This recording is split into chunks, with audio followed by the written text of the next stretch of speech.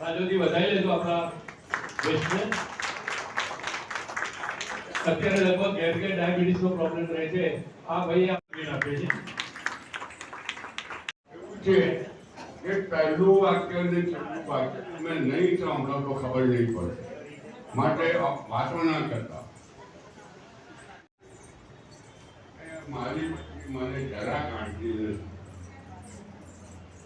મેં તો શું કરવાનું, તું તારી પત્નીને મારે ક્યારે મોકલી, મારી પત્ની જોડે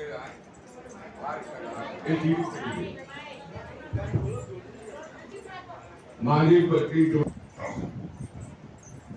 અરજી કરી એમની એફઆરઆઈ કે મારી પત્ની મને બહુ હેરાન કરે છે, પોતા કરાવે,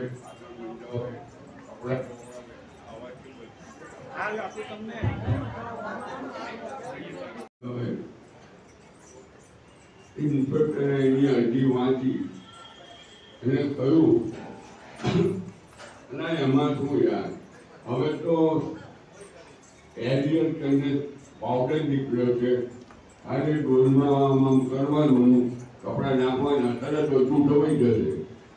વાસણ ધોવાનો પાવડર મળ્યો છે નવો નીકળ્યો, અને વાસણ પોળી દેવાના, વાસણ સાફ થઈ જશે. પછી કે ઝાડુ પોતાનું શું, હવે એના મશીન આવ્યા છે લાંબા લાંબા ડંડા, એ પૂરતું આમ કરશે એટલે ઘર સાફ થઈ જશે. એનો કે સાહેબ મારી અરજી પાછી આપો, મારી આગળ તમારા જેવું જ છે.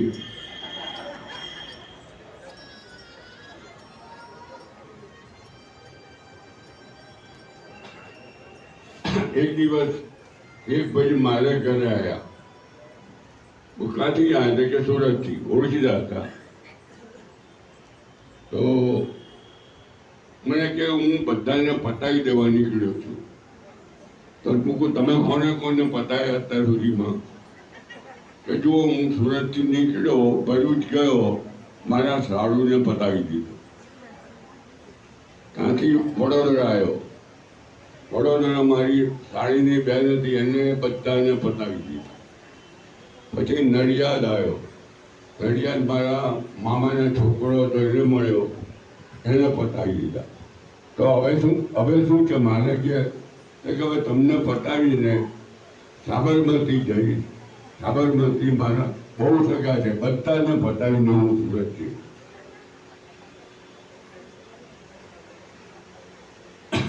એક રાજમાં રાજા અકબરની બિરબલ રાત્રે બધું ઠંડી હતી, ઓળીને બહાર નીકળ્યા, અથડાયા હતા. એટલે રાજાએ ઓર્ડર કાઢ્યો કે દરેક જણે રાત્રે ફાણસ લઈને નીકળવું.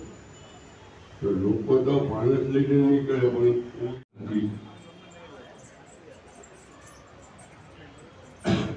એક મારવાડી એના છોકરાને લઈને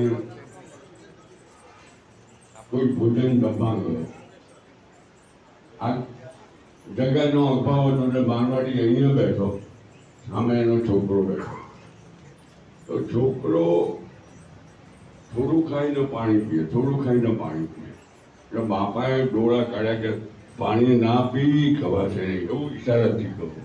છોકરો સાંભળે જ નહીં, સાંભળે જ નહીં. એટલે બાપો કે મારો છોકરો ભૂખે રહેવાનો આજે પાણી પીશે. એટલે પછી બહાર આવ્યા, બહાર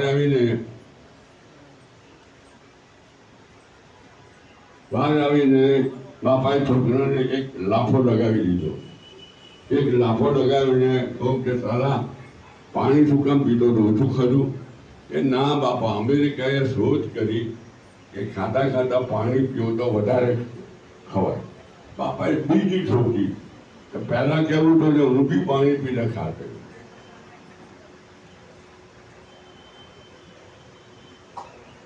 પછી પતિ પત્ની ફિલ્મ જોવા ગયા, બહુ ડૉક્ટરને ટાઈમ ન મળ્યો, ડૉક્ટર હતા પતિ પત્ની બંને, ફિલ્મ જોવા ગયા. ફિલ્મ હજુ શરૂ થાય પેલા બહેનને ગભરામણ થવા માંડી, ગભરામણ. એટલે એના હસબન્ડને કહું કે ભાઈ મારાથી નહીં પિક્ચર જોવાય, નહીં જોવાય, કંઈ કર. તો કે અહીં ક્યાંથી હું દવા ના હોય ત્યારે દવા ના હોય છતાં ઊભી રહું જો ડાક્ટરે ગવામાં હાથ નાખ્યો ભેટવામાં હાથ નાખ્યો એમાં એક ગોળી ભણી એટલે પેલા બહેનને કહું કે આ ગોળી એટલે પાછા આવતા શું થયું પેલા કહ્યું મારી ગોળી પાછી આવ પેલા બહેને જોયું તો ડૉક્ટર ત્યાં કોકનું બચાવ્યું હતું.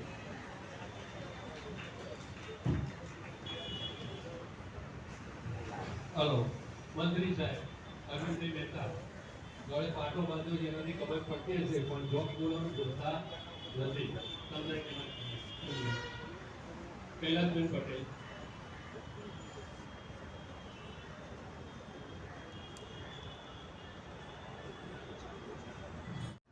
દર વર્ષે ગાય સાસુ 40,000 રૂપિયા 3 લાખ રૂપિયા વાપરે છે. એમની ડોક્ટર બેબી છે, ડોક્ટર અમેરિકાથી પૈસા આવે છે. તો 700 છોકરાઓને આપણે 400 લઈને નોટબુકો મફત આપે છે. આપણી સંસ્થાનું નામ હતું 50 વિદ્યાર્થીઓને 4,000 લઈને ફી આપે છે. આગળ મેં એમને વિનંતી કરી તો એમની બેબી જો મારા વાતની ડોક્ટર જોડે અને વિધવા બહેનો જેને કંઈ આવક નથી, ઉંમર નાની છે, તો એવા લોકોને 105 બહેનોને 5,000 લેખે આપ્યા. હું એનો સાક્ષી છું. આવું કામ કોણ કરે? તો એમના ડૉક્ટર જમી છે, બેબી ડૉક્ટર છે. આવું આપણી સંસ્થાનું નામ વધારે એવું કામ કરી રહ્યા છે. એક તરફ તાલી પાડો.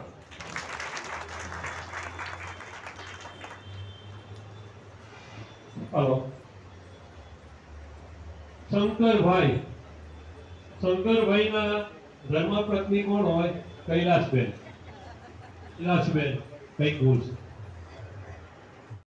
નરપૈયો વિસરાય નહીં, જય તપ્ત દિગંબર કિરનારી